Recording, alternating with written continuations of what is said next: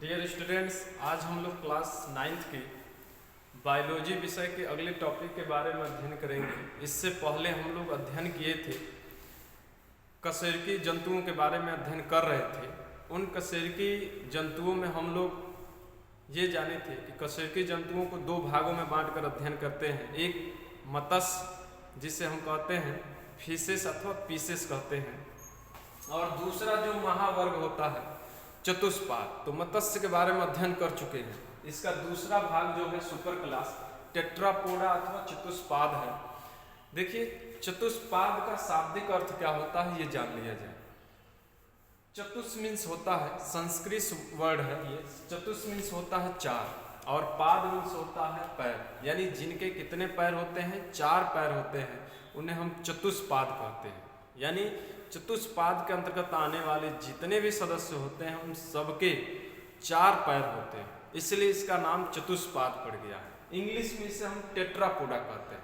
इसका भी अगर शाब्दिक अर्थ निकालें तो टेट्रा मीन्स होता है चार, और पोडास से मिलकर बना है पोडा, जिसका अर्थ होता है पाद, पैर। यानी जिनके कितने पैर होते हैं, चार पैर होते हैं, उन्हें हम टेट्रापोडा कहते हैं। तो थोड़ा सा चतुष्पाद के बारे में, इनके लक्षणों के बारे में जान लिया जाए। देखिए, चतुष्पाद के जितने भी सदस्य होते हैं वह मूलतः स्थलीय जीवन व्यतीत कर सकते हैं। ठीक है, इनके जो सदस्य होते हैं उनमें चार पाद तो होते ही हैं। चार पाद के साथ साथ प्रत्येक पैर में पांच उंगली युक्त संरचनाएं पाई जाती हैं, यानी पंजे पाए जाते हैं। कहने का मतलब है पांच उंगली युक्त पंजे पाए जाते हैं प्रत्येक पाद में।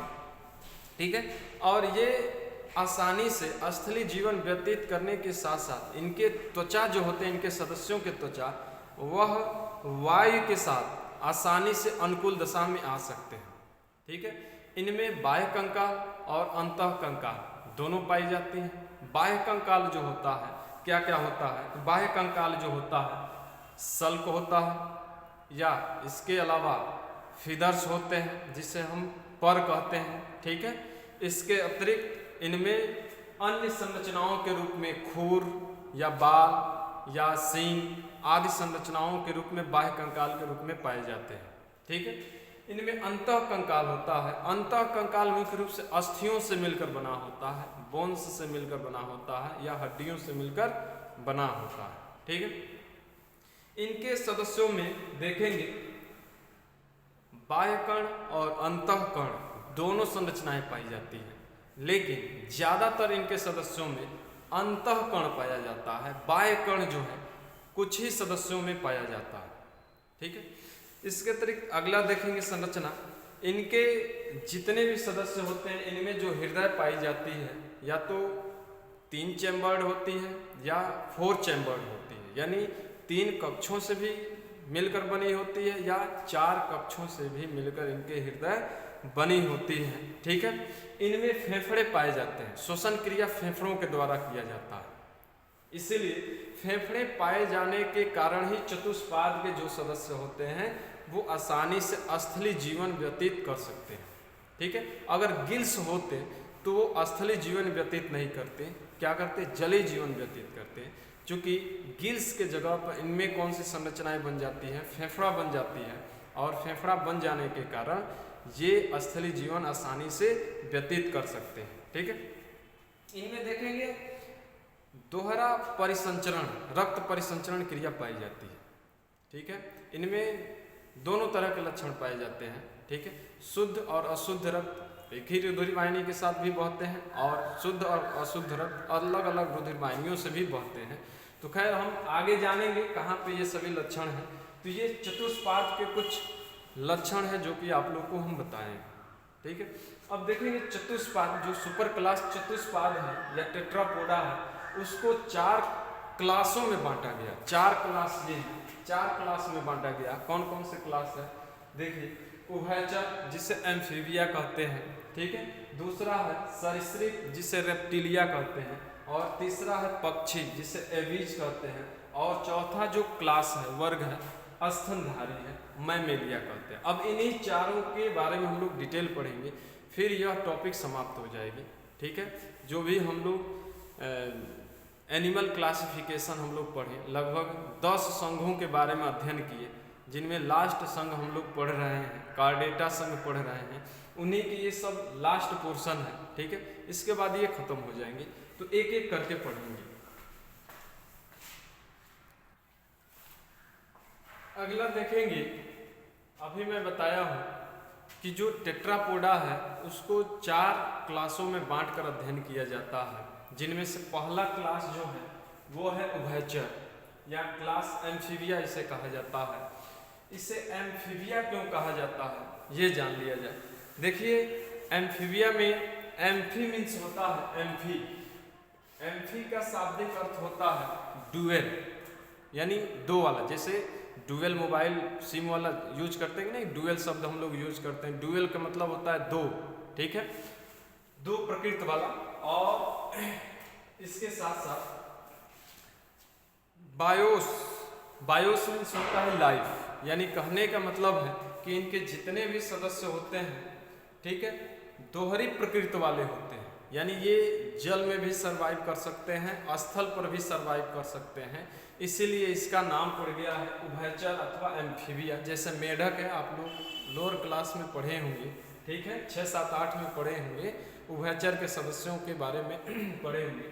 तो देखिए, एम्फीबिया का शाब्दिक अर्थ होता है दोहरी प्रकृति वाला, यानी ये स्थल पर भी सरवाइव कर सकते हैं, जल में भी सरवाइव कर सकते हैं, इसलिए इसका नाम उभयचर अथवा एम्फीबिया पड़ गया।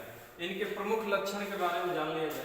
प्रमुख लक्षण देखिए, पहला लक्षण क्या है, जल स्थल चर होते हैं। इनके जितने भी सदस्य होते हैं जल और स्थल चर होते हैं, यानी ये जल में भी रह सकते हैं और स्थल पर भी रह सकते हैं, सरवाइव कर सकते हैं, इसलिए ये जल स्थल चर होते हैं। ठीक है, दूसरा है कार्बोनिफेरस पीरियड। देखेंगे कि उभयचर के सदस्यों की संख्या पृथ्वी पर एक समय बहुत अधिक थी। जिस समय अधिक थी, ठीक है, उस पीरियड को, उस टाइम को हम लोग क्या कहते हैं, कार्बोनिफेरस पीरियड। उस समय उभयचर के सदस्यों के लिए स्वर्णिम युग था। उस समय इनकी संख्या बहुत अधिक थी पृथ्वी पर, ठीक है, चारों तरफ पृथ्वी पर इन्हीं के ही सदस्य सरवाइव कर रहे थे। ठीक है, उस पीरियड को, उस टाइम को हम क्या कहते हैं, कार्बोनिफेरस पीरियड कहते हैं। ठीक है, तीसरा लक्षण देखेंगे कि पाद जाल होना। पाद जाल होना, इनके सदस्यों के जो पैर होते हैं, पैर में एक जालनुमा, उनकी उंगलियां जो होती है एक दूसरे से जालनुमा संरचना में बंधी होती है, जिसे हम कहते हैं पाद जाल। जैसे मेढक के आप लोग देखेंगे, अगर मान लीजिए मेढक के पैर है, इस प्रकार पैर है, तो इनमें देखेंगे इस प्रकार के पाद जाल पाए जाते हैं। और ये पाद जाल जो होते हैं, ये आपस में एक दूसरे से जुड़कर एक जालनुमा संरचना बनाते हैं। इस पाद जाल के पाए जाने के कारण ही ये आसानी से जल में तैर लेते हैं, तो तैरने में ये सहायक होता है पाद जाल। ठीक है, इनके सदस्य जो होते हैं, इनके बॉडी जो है मुख्य रूप से 2 भागों में बटा होता है। कौन कौन, एक सिर और दूसरा होता है धड़, 2 भागों में होता है। इनके कुछ ऐसे सदस्य होते हैं जिनमें पूंछ भी पाई जाती है, लेकिन कुछ ऐसे सदस्य होते हैं जिनमें वयस्क अवस्था में पूंछ नहीं पाई जाती है। ठीक है, हाँ, लार्वा अवस्था में पूंछ पाई जाती है। लार्वा अवस्था में सभी सदस्यों में इनके पूंछ पाए जाते हैं, लेकिन वयस्क अवस्था में कुछ ऐसे हैं जिनमें पूंछ नहीं पाई जाती है। और शरीर जो है 2 भागों में बटा होता है, सिर और धड़। अगर पूंछ है तो 3 भाग हो जाएगा, सिर, धड़ और पूंछ। ठीक है, देखेंगे इनमें श्वसन क्रिया कैसे होती है। तो श्वसन क्रिया जो है, देखेंगे कि श्वसन क्रिया जो है ये फेफड़ों से भी करते हैं। जब ये स्थल पर आ जाते हैं तो फेफड़ों के द्वारा ये श्वसन क्रिया करते हैं, लेकिन जब ये जल में होते हैं, इनके अधिकांश सदस्य जलीय जीवन जब व्यतीत करते हैं, तो त्वचा अथवा गिल्स के द्वारा भी श्वसन क्रिया करते हैं। ठीक है, अगर जल में रहेंगे तो गिल्स अथवा त्वचा के द्वारा भी श्वसन क्रिया करते हैं, लेकिन जब स्थल जीवन व्यतीत करते हैं तो फेफड़ों के द्वारा श्वसन क्रिया करते हैं। यही 2 संरचना पाए जाने के कारण ही ये जल और स्थल चर होते हैं। अगर जल में रहेंगे तो गिल्स अथवा त्वचा के द्वारा श्वसन क्रिया करेंगे, अगर स्थल पर रहेंगे तो फेफड़ों के द्वारा श्वसन क्रिया करेंगे, क्योंकि फेफड़ा जो है स्थलीय जीवन व्यतीत करने के लिए अनुकूलित होता है, जबकि गिल्स और त्वचा जो हैं ये ज़्यादातर जलीय जीवन व्यतीत करने वाले जंतुओं में पाए जाते हैं। ठीक है, हृदय देखेंगे, इनके सदस्यों में हृदय जो होता है मुख्य रूप से त्रिवेशमी होता है, यानी 3 चैम्बरों से मिलकर बना होता है। 3 खंड होते हैं, 2 अलिंद और 1 निलय होता है।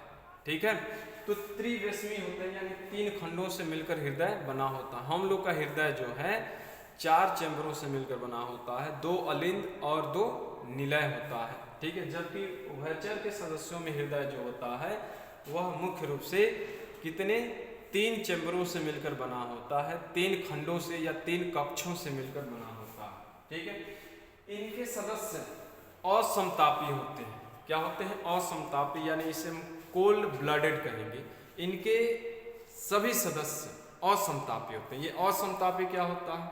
तो देखेंगे ऐसे जंतु जिनका बॉडी टेम्परेचर वातावरण के टेम्परेचर के अनुसार बदलता रहता है, यानी स्थिर नहीं रहता है। ठीक है, ऐसे जंतुओं को हम असमतापी कहते हैं। अगर वातावरण का ताप अगर कम हो जाता है तो ये भी अपने बॉडी के टेम्परेचर को कम कर देते हैं ताकि वो सरवाइव कर सके। अगर वो बॉडी के टेम्परेचर को नहीं गिराएंगी तो फिर वो सरवाइव नहीं कर पाएंगे और वो इन्वायरमेंट उनको नष्ट कर देगा, इसलिए ऐसा करते हैं। ठीक है, तो ये असमतापी होते हैं।